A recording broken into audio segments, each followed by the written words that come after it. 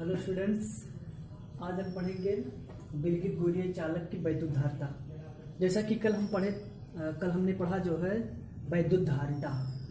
वैद्युत धारिता में हमने पढ़ा वैद्युत धारिता के मात्रक, बीमा और उसके डेफिनेशन, डेरिवेशन।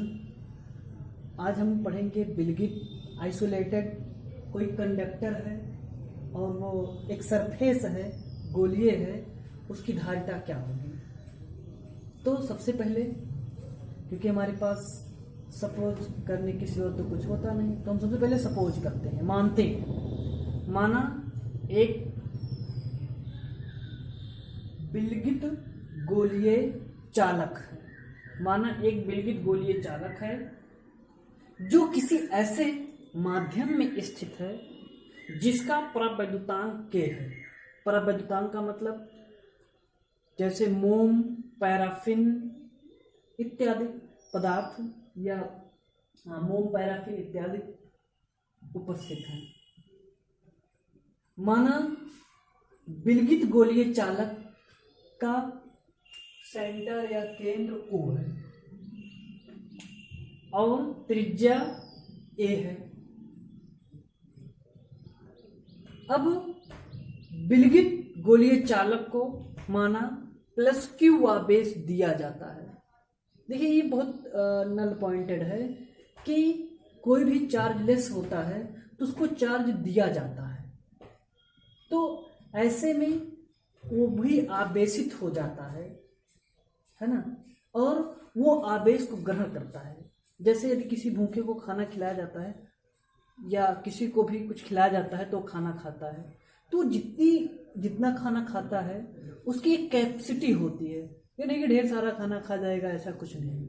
उसकी एक कैपेसिटी होती है, उसकी एक क्षमता होती है उस खाना खाने की। उसी को कैपेसिटेंस बोलते हैं और उसी को धारिता बोलते हैं। उसी तरीके से किसी भी कोई चालक हो, कोई भी पदार्थ हो, जब हम उसको चार्ज देते हैं उसकी एक संग्रहण करने की क्षमता होती है। उसी क्षमता को हम लोग धारिता कहते हैं, है ना। अब हमें आवश्यकता क्यों पड़ती है? आप लोग जानते हैं कि हमें ऐसे उपकरण की जरूरत पड़ती है। हमारे ऐसे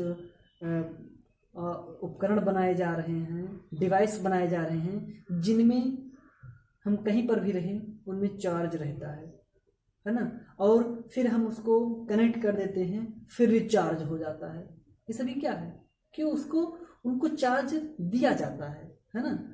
या हम एक बैटरी को दूसरे बैटरी में कनेक्ट कर देते हैं तो वो जो चार्जिंग प्रक्रिया है यानी आवेशन की क्रिया अत्यधिक हो जाती है, यानी उसको चार्ज दिया जाता है। तो उसे कोई एक विलगित गोलीय चालक है जिसकी त्रिज्या A मीटर है, किसी ऐसे माध्यम में रखा गया है जिसके माध्यम का परावैद्युतांक K है। माध्यम का परावैद्युतांक जैसे मोम, वायु, पैराफिन ऐसा भी हो सकता है ना। माना इस गोलीय चालक को +Q आवेश दिया जाता है। जब +Q आवेश दिया जाता है तो इसके पृष्ठ पर जो गोलीय +Q आवेश है वो फैल जाता है और समान रूप से वितरित हो जाता है ना, वितरित हो जाता है। तो ऐसी स्थिति में हमें कैपेसिटर कब, क्योंकि हम जानते हैं C बराबर Q/V होता है। Q को तो हम जानते हैं, Q हमने दिया है। धारिता अगर हमको ज्ञात करनी है तो हमें V की आवश्यकता होगी। क्या हमें विभव मालूम है? नहीं। सबसे पहले हम इसके विभव की गणना करेंगे। तो यहाँ पर विभव कितना होगा? अब यहाँ पर विभव कितना होगा, क्योंकि इसके बगल कोई कंडक्टर नहीं है। कंडक्टर नहीं तो कोई फोर्स नहीं अटैक करेगा। कोई फोर्स अटैक करेगा, जब फोर्स नहीं अटैक करेगा तो उसके कारण हम किसी भी बिंदु पर या इस बिंदु पर हम विभव नहीं ज्ञात कर सकते हैं, बिकॉज क्योंकि ऑलरेडी खुद पॉइंट है। तो इसके लिए हम लोग मानते हैं कि माना जो चार्ज है वो यहाँ ना हो करके इसके सेंटर पर है, इसके केंद्र पर है, तब हम इसके पृष्ठ पर विभव की गणना कर सकते हैं। तो हम मान लेते हैं कि माना इसके सेंटर पर जो चार्ज है, चार्ज इसके सेंटर पर है, और जब चार्ज इसके सेंटर पर है तो इसके पृष्ठ पर हम विभव ज्ञात कर लेते हैं। जब इसके पृष्ठ पर विभव ज्ञात कर लेंगे तो दिया गया आवेश इसके पृष्ठ पर आ जाएगा और इसके पृष्ठ पर विभव है, दोनों का अनुपात उसकी धारिता कहलाएगी।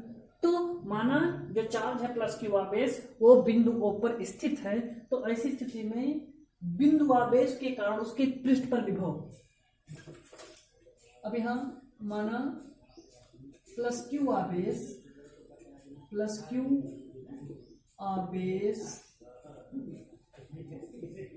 बिंदु O पर है, है ना, बिंदु पर, तब गोलीय पृष्ठ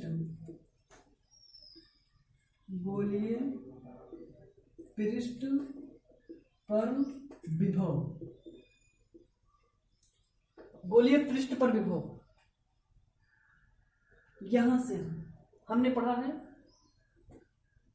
V बराबर 1/4 pi epsilon not Q by small r bolt होता है, लेकिन यहाँ ये के परावैद्युतांक के माध्यम में रखा गया है, इसलिए के ए बोल्ट,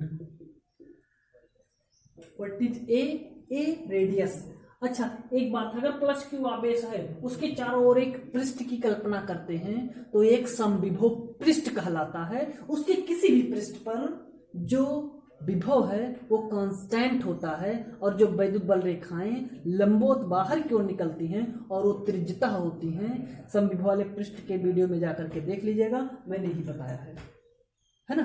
अब ये वैद्युत बल रेखाएं लंबवत निकल रही हैं और ये त्रिज्यता है ना, रेडियल है।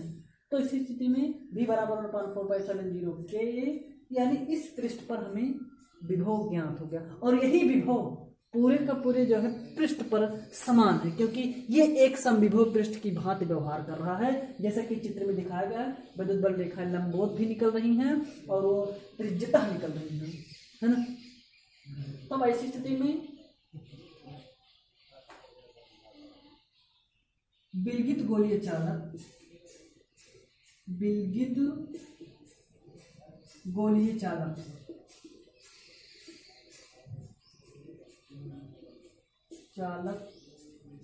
की वैद्युत धारिता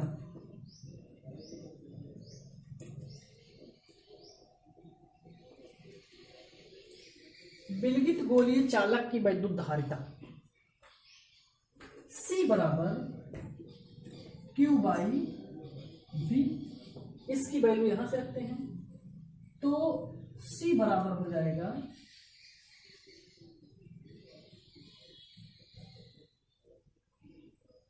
Q upon 4 pi epsilon not के ए, Q से Q कैंसिल, ये ऊपर आ जाएगा तो C बराबर हो जाएगा 4 पाई एप्सिलॉन नॉट के ए रेडियस ऑफ आइसोलेटेड सरफेस है। अर्थात देखिए जितने त्रिज्या अधिक होगी उसकी धारिता उतना ही अधिक होगी, यानी जितनी त्रिज्या अधिक होगी, यानी किसी विलगित गोलीय चालक की जितनी त्रिज्या अधिक होगी उसकी आवेश ग्रहण करने की क्षमता या कैपेसिटी उतना अधिक होगी, क्योंकि C प्रोपोर्शनल A है ना। परंतु हम जानते हैं, परंतु निर्वात अथवा वायु के लिए, निर्वात अथवा वायु के लिए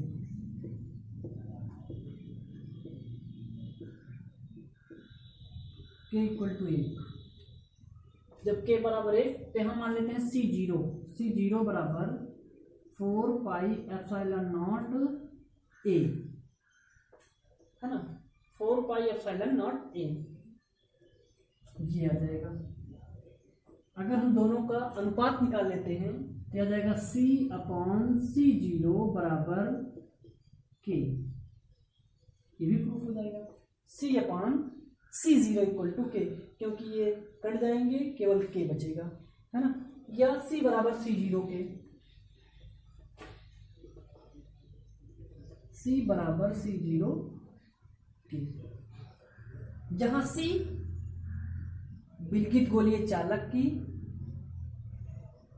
परावैद्युत पदार्थ में धारिता है तथा C0 निर्वात अथवा वाल्व की वैद्युत धारिता है। ये है विलगित गोलीय चालक की वैद्युत धारिता का डेरिवेशन। Thank you.